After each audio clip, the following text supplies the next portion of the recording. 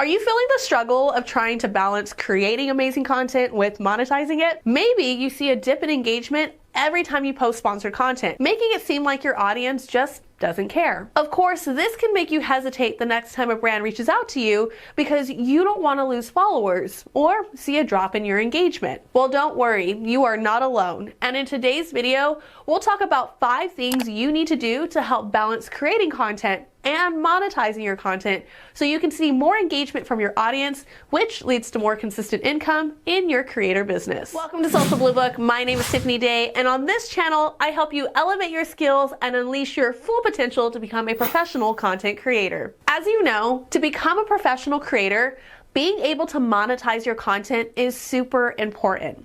And something to keep in mind is that creating content is a labor of love.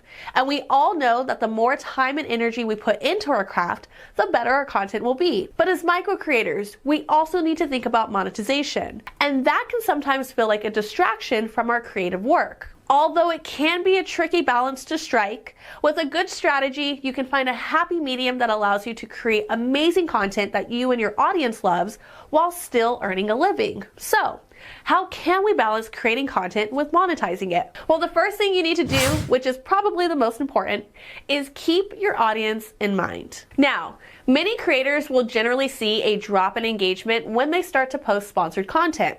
And most of the time, it's due to little mistakes that we all make, such as sounding too robotic or letting the brand dictate what the script is. So when posting sponsored content, you want to ensure you maintain authenticity. You're not showing bias just because you're getting paid to post the content, you aren't doing too many sponsored posts, and that the sponsorship is relevant to your niche, content topics, and of course, your audience. Now, this does not mean you have to only do sponsored posts that is obviously relevant to your niche. It just needs to align with the interest of your audience. For example, if you're a gaming creator, instead of only doing game reviews or streaming gameplay, you can partner with companies such as Razer and showcase their gaming computers and gaming accessories. Or you can even talk about Red Bull and how it's the perfect drink for those late night gaming sessions. Doing this will help you maintain a better engagement rate than if a gaming creator was to randomly talk about a new fishing pole, which does not align with their niche or their audience's interest. So it's important to remember that your audience is the reason you're able to monetize your content in the first place. And when you're creating your content, make sure it's something that they'll actually enjoy and that they're going to engage with. And don't let the pursuit of monetization overshadow the quality of your content. Something that can really help you maintain consistency in your sponsored post and balance is to create a content calendar. Planning out your content in advance can help you stay organized and ensure that you have a steady stream of content going out to your audience. But when you're creating your content calendar, you want to get strategic on when you'll create your sponsored post and what the sponsored post will be about. This will help you when it comes to balancing creating quality content with monetizing it, without feeling overwhelmed or like you're sacrificing one for the other. For example, I personally follow what's known as the 20% rule, where only 20% of the content I post is sponsored. So if I have 10 YouTube videos planned for the month, 2 of those videos will be sponsored. This ensures that I'm not oversaturating my audience with ads, and I can put more time and effort into those sponsored posts, which keeps them high quality and the engagement even higher. So when I plan out my content calendar, I think of all the topics I want to cover and when I'm going to post them. Then I go back and see which ones aligns with sponsorships I already have contracted, or where I can potentially insert a sponsored post. And if you aren't working with brands on a flat fee deal, I'll then see if there's anything I can post that I can easily fit affiliate marketing into. Remember, monetizing your content does not just mean brand sponsorships. And we actually talked about 3 ways that you can monetize your content even as a beginner in this video right here. So make sure to check that video out next. And of course, this brings me to strategy number 3, which is to experiment with different monetization strategies. Now, there's no one-size-fits-all approach to monetization. So try different methods and see what works best for you and for your audience. Some popular options include affiliate marketing, sponsored content, merchandise sales, and UGC. And when testing out different monetization strategies, it's important to start with one or two and track them to see how they're actually doing. For instance, you can start with affiliate marketing and brand sponsorships for 3 months. And during that time, track different metrics such as your income earned, time spent on each income stream, audience engagement, and of course your conversion rates. You'll also want to see where your own passion lies. If you find yourself dreading brand sponsorships, don't force yourself to do them.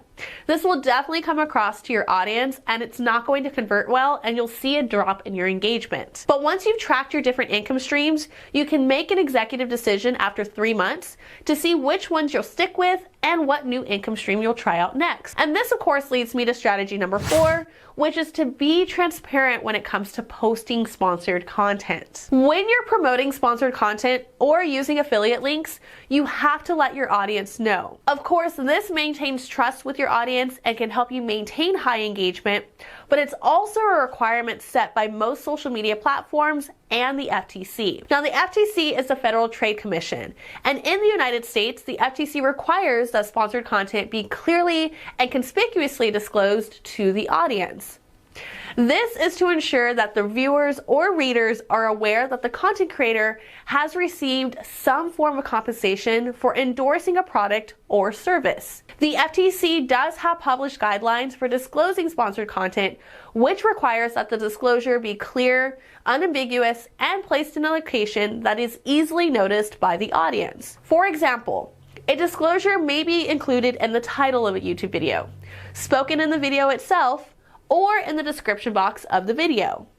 The disclosure must also be made in a language that is easily understood by the audience. And failure to disclose sponsored content can result in significant penalties and fines from the FTC. This does include any product for post exchange, as the product you were given for free to make the post has monetary value to it, and you were given it in exchange for a sponsored post being made. So honesty and transparency are key to building trust with your audience. So before I share strategy number 5, let's quickly recap. To help you balance creating content with monetizing your content, you want to make sure that you're 1, keeping your audience in mind.